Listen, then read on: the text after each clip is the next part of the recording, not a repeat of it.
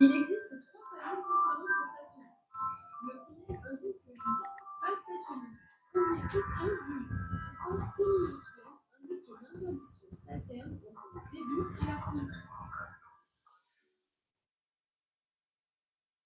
Bonjour à tous. Nous allons parler dans ce cours des arrêts sur le stationnement. Commençons par quelques définitions. Tout d'abord, l'arrêt. Le véhicule est arrêté pour le tout moment. L'automobiliste est à côté, il peut le déplacer à tout moment et le moteur est toujours en marche. Par exemple, lors de la montée ou de la descente des passagers ou du chargement ou déchargement du véhicule. Ensuite, le stationnement. Le véhicule est arrêté pendant plusieurs minutes et le conducteur s'éloigne de son véhicule momentanément. Le moteur est éteint. Par exemple, pour s'éloigner 5 minutes de sa voiture. Revenons plus en détail sur l'arrêt. Je peux m'arrêter, mais le stationnement est interdit devant les entrées carrossables des immeubles, en double file, sur les places prévues pour les véhicules électriques, sur les emplacements réservés aux véhicules de livraison. Pensez à mettre votre clignotant et vos feux de détresse dès que vous faites un arrêt. Deuxièmement, il en existe plusieurs, gratuits, payants ou alternés. Où stationner gratuitement? Premièrement, dans les rues sans eurodateur. Deuxièmement, dans les parkings gratuits. Et troisièmement, dans les zones bleues. Ces zones se trouvent dans des parkings, mais également dans des rues. On les reconnaît grâce au marquage bleu présent au sol notamment. Attention, dans les zones bleues, le stationnement est gratuit, mais limité. Souvent, un panneau indique la durée maximale autorisée. Passons maintenant au stationnement. Un stationnement sera payant dans les zones où parking ou le marquage au sol indique payant, et là où il y a des bornes de payer à l'entrée. À présent, parlons du stationnement unilatéral à alternance semi-mensuelle, et pour ce faire, je vais vous détailler chaque terme. Unilatéral signifie que l'interdiction n'est valable que d'un côté de la chaussée. Alternance signifie que l'interdiction change entre le côté droit et gauche de la chaussée. Et enfin, semi-mensuel indique que l'interdiction s'alterne entre le début et la fin du mois. Il existe trois panneaux concernant le stationnement. Le premier indique que je ne peux pas stationner du 1er au 15 du mois du côté où est implanté le panneau. Mais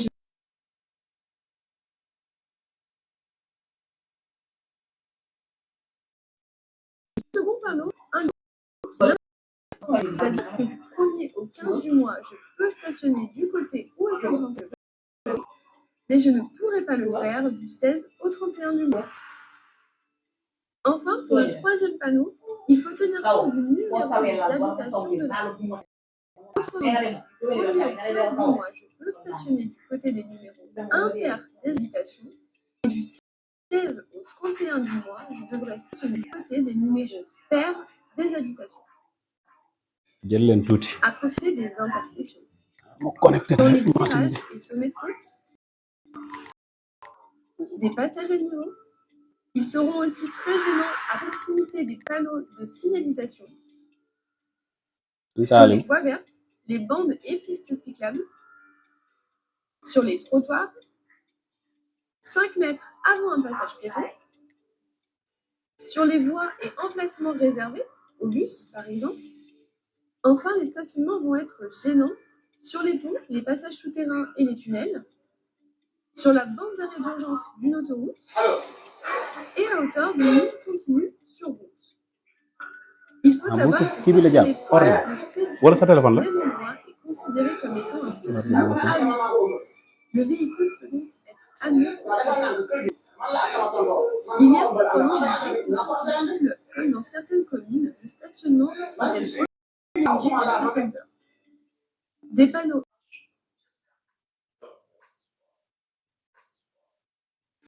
dizaines, soit 9, et multiplions-le par 3.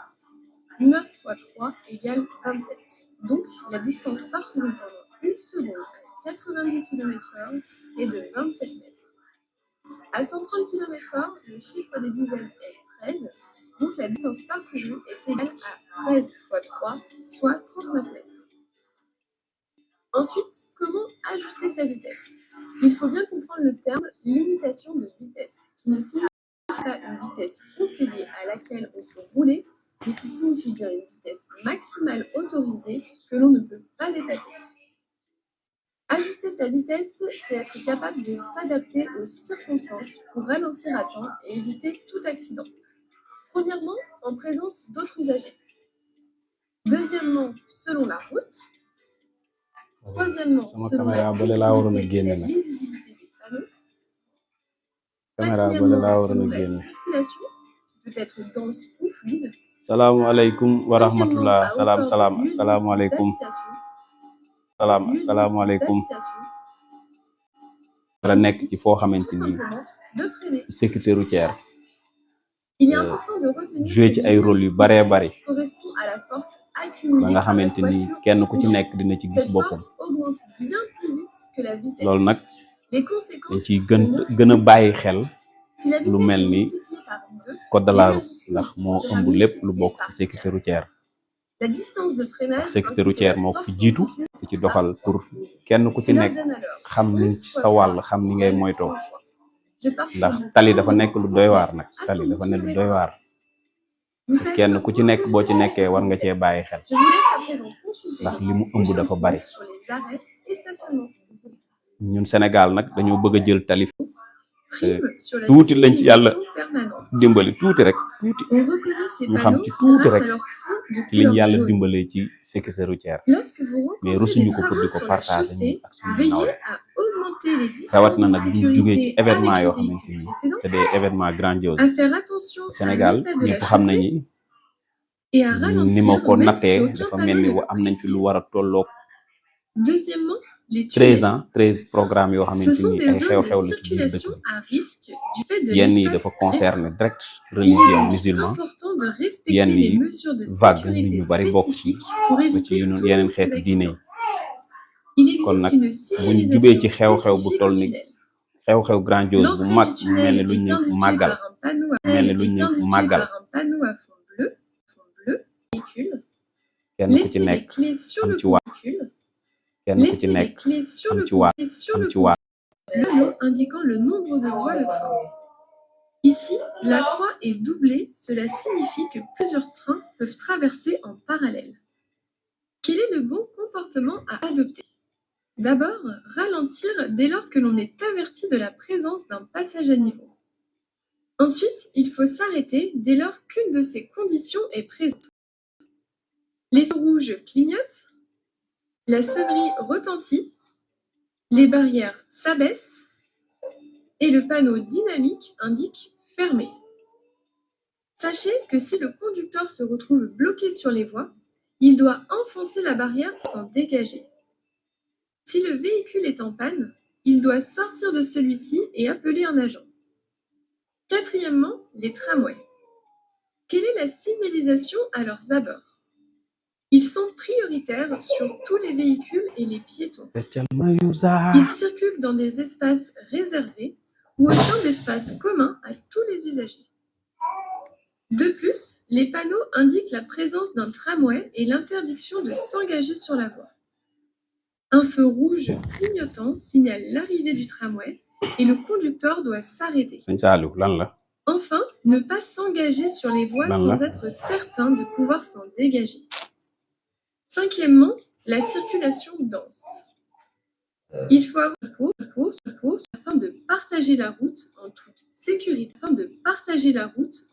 sécurité, et la sécurité du passager et du véhicule.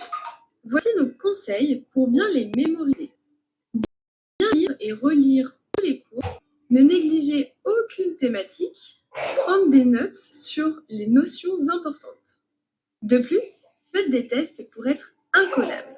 Pensez à vous entraîner régulièrement pour mettre toutes les chances de votre côté. Il y a différents niveaux de difficulté avec des séries thématiques et des séries de 15 questions, toutes thématiques confondues. Nous vous conseillons de prendre des notes sur les erreurs commises afin de les retenir et de ne pas les reproduire. De plus, effectuez à la fois des séries thématiques et des séries de 40 questions. Enfin, les codes blancs sont le reflet de la préparation à l'examen. Les codes blancs servent à tester les connaissances des candidats en conditions réelles d'examen, avec 40 questions et 20 secondes pour répondre à chacune d'entre elles.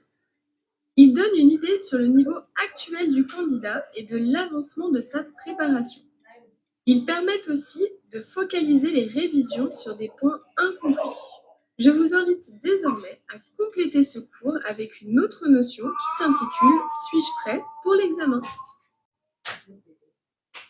Caché. Si besoin, ajoutez une deuxième plaque par-dessus l'objet transporté, comme ici. En ce qui concerne le PTAC de la remorque est inférieur à 750 kg ou s'il est supérieur à 750 kg, alors le PTAC de la voiture plus de la remorque doit être inférieur à 3,5 tonnes. Pour pouvoir tracter des remorques ou caravanes plus lourdes, il est possible de suivre en complément du permis B la formation B96. Elle dure 7 heures et permet de tracter une remorque dont le PTAC est supérieur à 750 kg tout en veillant à ce que le PTAC de la voiture plus de la remorque ne dépasse pas 4,250 tonnes. Enfin, il y a le permis BE. Il permet de tracter une remorque dont le PTAC est supérieur à 750 kg tout en veillant à ce que le PTAC de la voiture plus de la remorque ne dépasse pas 7 tonnes. Sachez que si votre remorque pèse plus de 500 kg, il faut une carte grise, une plaque d'immatriculation et une attestation d'assurance propre à la remorque, car elle est considérée comme un véhicule à part entière. Troisièmement, adapter sa conduite. Tout d'abord, il faut augmenter les distances de sécurité, car comme le poids de la voiture plus de la remorque est plus lourd, la distance de freinage sera plus longue. Ensuite, circuler plus lentement, surtout dans les virages, car la tenue de route de la remorque ne sera pas identique à celle de la voiture. Enfin, redoubler de vigilance, surtout en cas de vent, lors des croisements et dépassements et au niveau des éventuelles limitations en hauteur, comme par exemple en cas de passage sous un pont. Passons à présent à une question de type examen. Le permis B suffit pour tracter une remorque de 250 kg. Oui, réponse A. Non, réponse B. Non, réponse B. Non, réponse B. Et aujourd'hui, nous allons voir comment obtenir votre numéro NEPH en ligne pour pouvoir vous inscrire aux épreuves du Code de la route.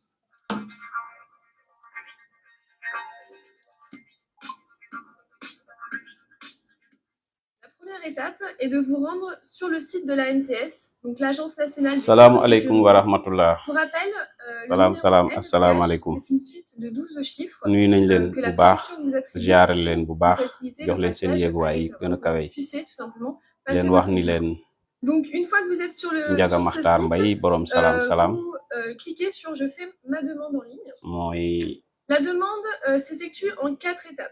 La première étape, on crée notre compte sur le site de la NTS. Ensuite, il faudra simplement remplir le formulaire en ligne. Donc là, ils vont vous poser beaucoup de questions, on verra ensuite.